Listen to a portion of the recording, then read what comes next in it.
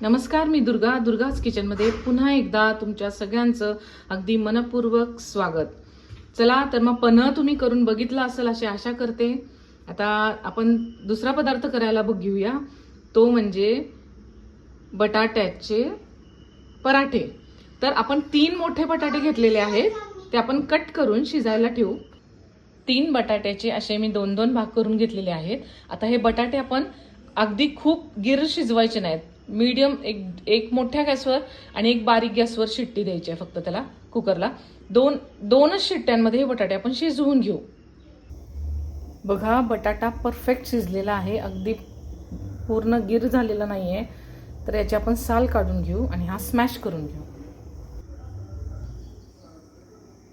बघू शकता, बटाटा आपण स्मॅश करतोय, परफेक्ट शिजलेला आहे. असा बटाटा शिजला पाहिजे बघा, त्याचं सारण छान होतं.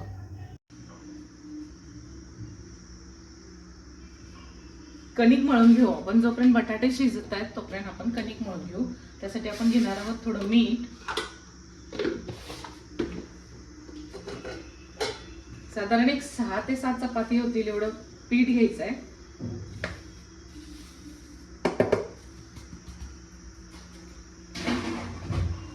आणि आपण हे बघू शकता, आपली कणिक मळून तयार आहे. आणि कुकरला आपण एक शिट्टी दिलेली आहे मोठ्या गॅसवर. आता बारीक गॅस करून अजून एक शिट्टी आपण काढून घेऊ.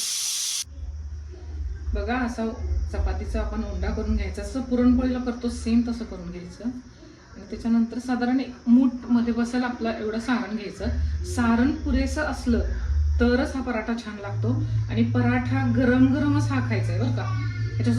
ह्याच्यासोबत तुम्ही दही, टोमॅटो केचप किंवा जी शेंगदाण्यातली आपण दह्याची चटणी करतो बघा, एकच मिनिट, थोडंसं मी पिठामध्ये असं बुडवून घेतलं. बघू शकता, छान गोल असा पराठा आपला लाटून झालेला आहे. थोडा सुद्धा पराठा कुठेही खराब झालेला नाहीये. आतलं मिश्रण व्यवस्थित झालं की पराठा खूप छान होतो.